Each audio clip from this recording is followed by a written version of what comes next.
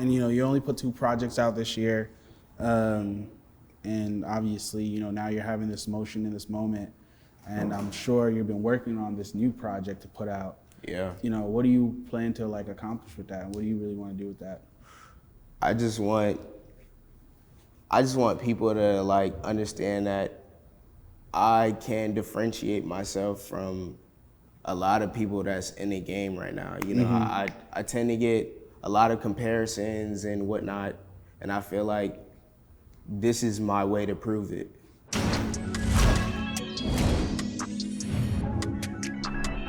Yo, it's your boy Hakeem, and you are watching Our Generation Music. And today, I got a very special one for y'all. My man's rising, doing his thing right now. Rollin Thrax, what's up, my boy? It's good, yo. How you feeling, man? I'm feeling great, man. And you're in LA. We're currently in LA right now. Yes, sir. What's it been like? What you been out here doing? Shit. A lot of labels hit me up. Okay. Studio, video shoots, shopping, a lot of shit, man. It's just crazy out here. I've been to LA at least like 2-3 times with my man's Tag.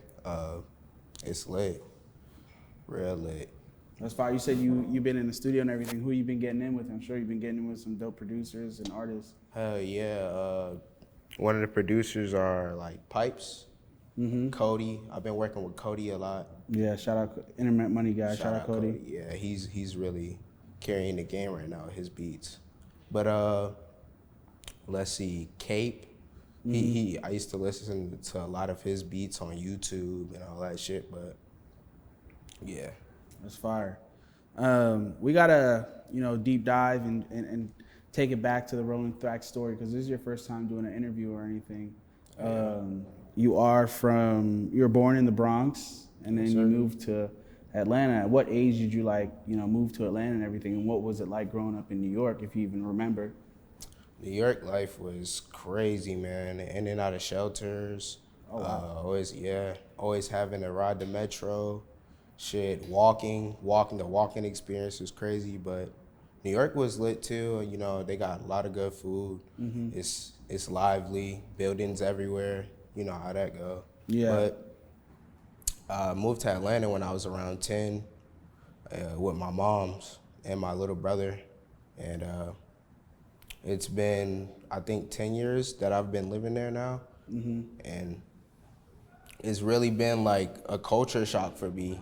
Being that I've been in New York, the scene now it's like all drill and whatnot. And then you switch over to Atlanta, you got people like Doug, Future, Gunna, tight pants, weird clothing, all that. It was just new to me, so it's been a crazy experience. Damn, that's crazy, because, just one thing you said was just, being in and out of shelter. I'm guessing, like, growing up, it wasn't very stable and stuff for Tough, you? real tough. Talk a little bit about that. Single moms, dad really didn't support me. Well, I wouldn't say he really didn't support me, but he wasn't as much of a help as my mom was growing up, But she always made the best of the situations that we were in, whether or not we had some money in our pocket, or if we was just dead broke for a cool week. Yeah. That's amazing, because now, you're getting to this position in your life where you're able to change everything. Exactly. I'm sure that's something that you're looking forward to, Hell yeah. I'm definitely ready to take this to the next level for sure. That's amazing. So, at what point did you start making music and everything? Late 2020, late 2020. I started on Larry Minor beats and just moving on to YouTube, since I didn't really have any producers or anybody to look out to put in on my music or, any of that. So I would just go on YouTube, and if I felt like freestyling, or I used to write, but I just didn't feel it. I felt like it was more to just looking at some shit in my notes and putting it on a beat, but yeah. What inspired that initial step to start making music? My friends. Who, your friends were already rapping? Who were your friends? Southsidesilhouette, I got a lot of inspiration from him. He still motivates me to this day to keep doing music. I got friends that I used to play on the game with. We would freestyle, like literally, like that's kind of how I even started making music, like just bullshitting in a party, turn on the beat, get the freestyling.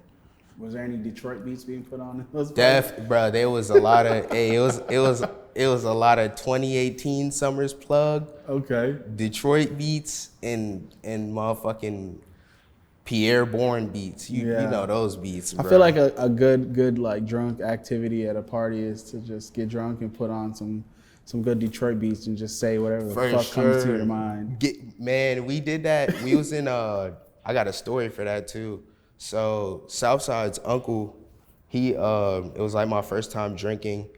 He was basically trying to teach us a lesson on like having a limit on drinking, your tolerance and whatnot. But he basically tricked us and like mixed liquors, and we was drinking beers and some more shit. But he told us, he was like, hey, I'll come downstairs with y'all on freestyle. And we did that for a cool 3-4 hours. Wow. Drunk as fuck.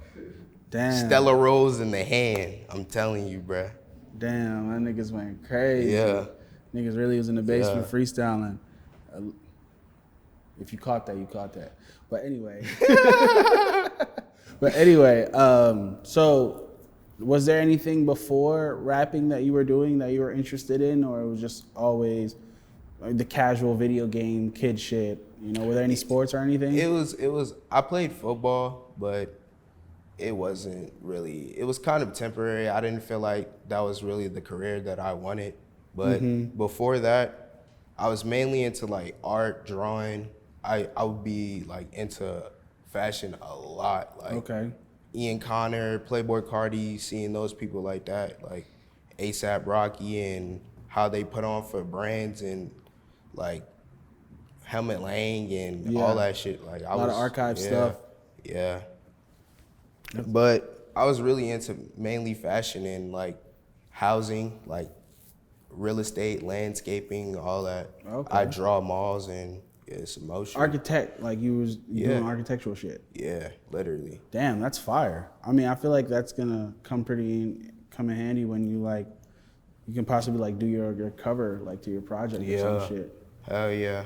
I definitely got a creative vision for most of my projects too that I want to work with a lot of, what is it? What do they call those people that do the cover arts? I don't know, the graphic designers. Yeah. There we go. Yeah. That's fire. Yeah, you can really lean into that side of the creativity, you know?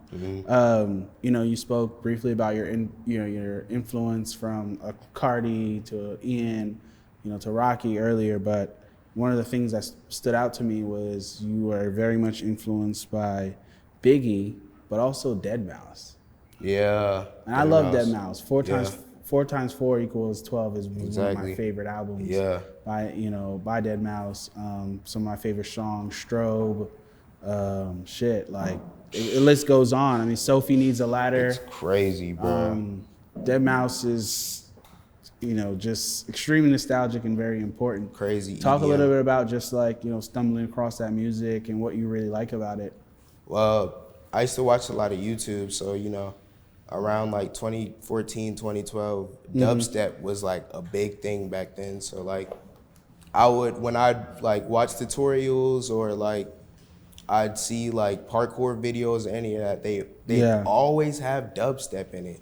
And like I caught on to Deadmau5 a little bit early around my time. So, and with Biggie, my mom used to play it all the time. Like she had every CD playing it back to back to back to back to back. That's all I ever heard. So that's fire. Nah, it's crazy. I mean, shit. I mean, I was in high school at the time when Deadmau5 and, you know, Calvin Harris and, you know, Steve Aoki, just Skrillex, all those guys were going crazy, and just like that time period was super infectious. Just like the progressiveness of all that house music was just so fire. It was. I still go in my bag and go listen to that shit all the time. It's crazy though because you could kind of hear that in some of the DNA in your music. Would you say that too? Yeah. Like I picked that up. Like the EDM. Yeah, I can hear it. I can definitely hear it. And you know, it's always dope to see when like someone's like reference points actually translates over to what they're actually currently doing and actively doing. So it was really dope seeing that, especially with the song Yeah.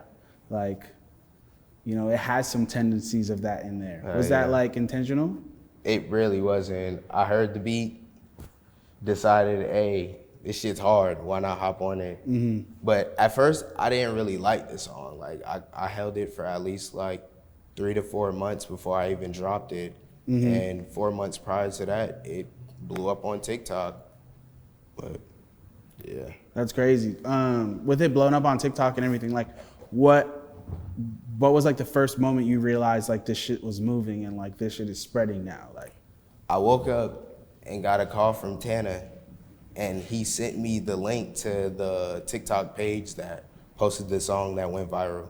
And I was like, whoa. Like, he told me, he was like, bro, your song's at like 1,000 to 2,000 videos already. Damn. And that shit blew my mind, bro.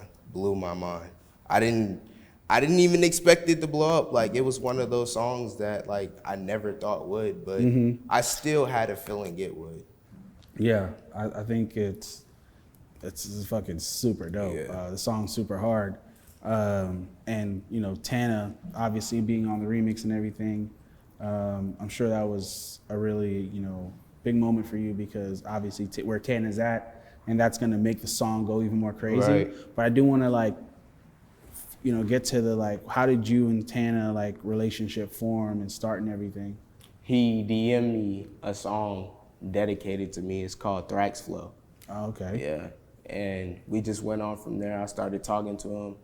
He sent me beats. He would send me opens. He'd be like, yo, I think we need to work more and build our connection a little bit more. And I was like, hey, shit, I'm down, bro. Like, it's whatever, bro.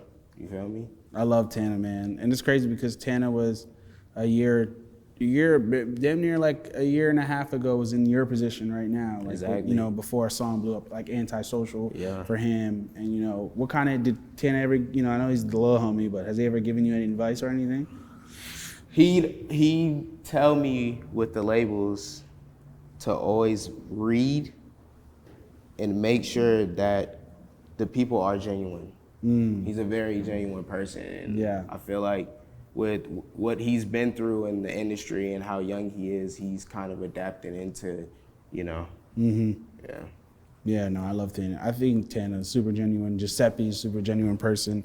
Even Tana's mom's like the nicest person ever. Literally. They're very genuine people. I saw Tana in the fucking 2nd Street in New York shopping, and he was by himself, and I was like, nigga, where's your security? He was like, I'm on the phone with my mom, say hi. I'm like, boy, you better not. I looked at him like, you're not coming out the house like this ever again. And he was like, all right, my bad. I won't do it again. I'm like, nah, bro, don't be leaving the house like this. Are you crazy? No security. No, I was like, bro, chill out. Like, he was like, he looked at me genuinely. He was like, yeah, I'm tripping, right? I'm like, yeah, bro, like you, like he's still being a kid, you know? Like, yeah. But I'm like, bro, you're like far from that, you know? Exactly. Like you gotta He's like, young. He's still young though, but I get it. But I was just like, nah, like, Can't be doing that. You're a star, bro. You're a star. Like, don't be doing that. You put out 2 projects this year. SXX, Yeah. and 2EZ. I don't know what SXX correlates to. Is it to the video game? You know the game? Yeah. I made the album after I went snowboarding. Oh wow, fire! Yeah. That was a great video game, by the way, too. It was. I actually played it before I went snowboarding, and that's what like kind of made me get into that little mix. So yeah. It's crazy because even like that game and like the Tony Hawk games, like they have really good soundtracks. Yeah, they do. Extreme. Underground, man. Tony Hawk Underground was crazy, bro. It had the really crazy well curated sound effects for it. Really well curated soundtrack. And you said you went snowboarding. Like, were you actually good, or was it like your first time? I mean, it was my first time. Of course, I was eating shit. Yeah, I definitely did bust my ass. There's a video out there if y'all don't know, and Yeah. Damn. But I mean, we went up the hill. You know, it was scary as fuck. But Being on that snow lift. you know, yeah, it was like shit. I'm already there. Why not try to shred shit? Yeah, I know how to snowboard and shit. You do? Yeah. What? You for real? You know how to power slide and all that? Yeah, of course. I gotta see that, bruh. Yeah, just go on my Instagram. I skateboard too, so. Okay. So it's like I'm gonna have to look at that. You gotta go look at that. Yeah. But back into the project, you know, from me listening to it, I feel like one thing that was very like that stuck out to me was obviously these super distorted 808s, like super crunched up and like just like low and just like really getting in there in your ears. And I'm like, oh, this is fucking fire. This reminds me of like old X shit, like 808 wise. Like it just reminded me of that old X ski distorted sound. But also I feel like you're picking extremely weird drum bounces. Yeah. Like the bounces that you're on the shit that you're choosing is like super weird, super different. Even like the non-melody but melody and like never too much. Yeah. Oh my God, bro. Talk to us about like, you know, choosing that beat and just like your thought, like in, you know, just even approaching that song. You know, when I first heard that beat, I thought about ScHoolboy Q and how he used to like hop on weird, unorthodox beats like that. And I was like, hey, why not try it, you know? And I just took a completely different route with it and added my own sauce to it.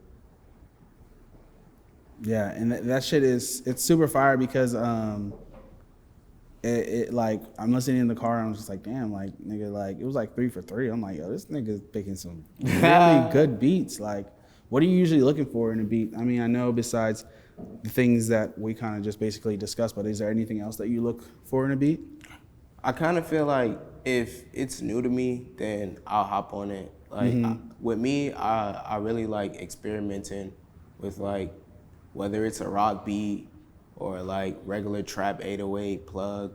And yeah, I always want to experiment, but I tend to find things that a lot of people don't hop on. Like, you know, everybody hops on plug, everybody hops on drill. I kind of, with me, I mix it into like kind of a new sound in a way, but I don't know how to explain. But it's there, you know. When you hear it, you'll hear it. That's fire, man. And you know, you only put 2 projects out this year, and obviously, you know, now you're having this motion in this moment, and I'm sure you've been working on this new project to put out. Yeah. You know, what do you plan to like accomplish with that? What do you really want to do with that? I just want people to like understand that I can differentiate myself from a lot of people that's in the game right now. You know, I tend to get a lot of comparisons and whatnot, and I feel like this is my way to prove it. Yeah. So this is like your statement project. Yeah. This is definitely your statement project. Damn, that's dope. I'm very excited to hear that. You should definitely send me some unreleased or whatever for a nigga to check out. Another thing too, I feel like people really want to know, just like you briefly talked about, you know, Southside, you know, how he still inspires you today and one of the people that inspired you to rap. But you, him, Hardrock, like what's the dynamic of your guys' relationship and friendship?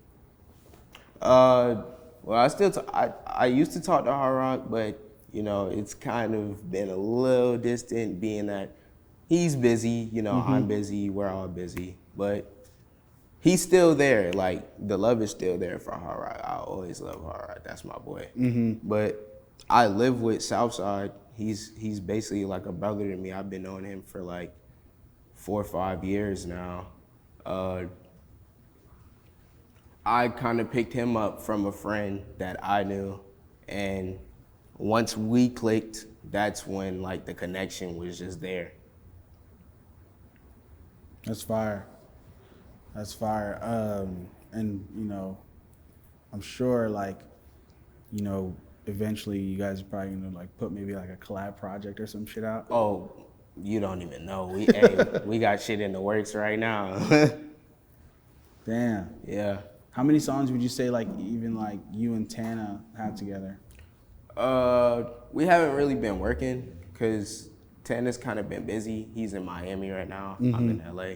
But he knows that, you know, once the time comes that we both in the studio, we for sure gonna get something in.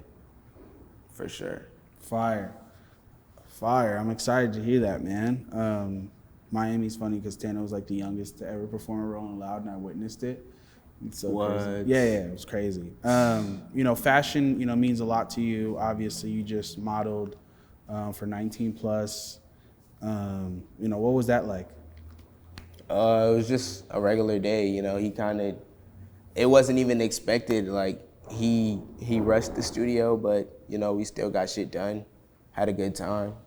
I met a few people. It was cool. That's fire. What would you say it was like your like favorite brand or some shit right now? Ooh, I don't want to put people on, but I'm gonna have to say Demo Baza. Really? How do you find you like brands and shit? Like, how do you go about it? Are you like someone that's constantly on Grailed or like? Sometimes I see shit that other people wear, or like I would usually go on Pinterest or like find runway magazines and like, you know, runway sets that they had and look for the piece that I want. But right now with Demo Baza, my manager Teg put me on to that like a few months ago, and he just took me to the store and I cashed out. So that's fire. Yeah. Well, shit. We usually you shot the Thrax. You shot the yeaaa video with DotCom Nirvan. What was that like? You know, linking up with him and everything. I was lit, bro. He had me on this crazy ass green screen treadmill. I don't know what he's gonna do with it, but I'm waiting to see what that's gonna be like for sure. Bro, Dot is like one of the best, bro. He is. I've been watching his videos since like 2019. Yeah, and I've seen the work that he's done with yeaaa, Tana, all of them. I just seen the video with what's that song called with Tana and Lancey? Yeah, the one they shot in New York in the store. That was super fire, and that was super minimal for Dot too. It was like a common video, but somehow he still managed to make it crazy. Yeah, I loved just how minimal it was, but also like you said, it was super crazy and just like. I think the constant movement in such like one spot, like what he did, like it was like just them in that store, and it was just so much constant movement. Yeah, literally, bro. Yeah. That was super dope. Ben Slacking in there too. Yeah, bro. Crazy video. Ben Slacking be throwing the craziest fits. Bro, he does, bro. I just seen his full Balenciaga fit with the multi socks and the shorts and the double shirt. I was like, he's on some crazy other shit with the niggas. Them niggas be crazy with the Valencia shit. Well, shit. We usually, do this to close it out and everything. What's your message for our generation? My message for our generation? Yeah. My message for our generation is do whatever the fuck you want. Stay true to yourself and don't ever let nobody take your creativity away. My boy, appreciate you.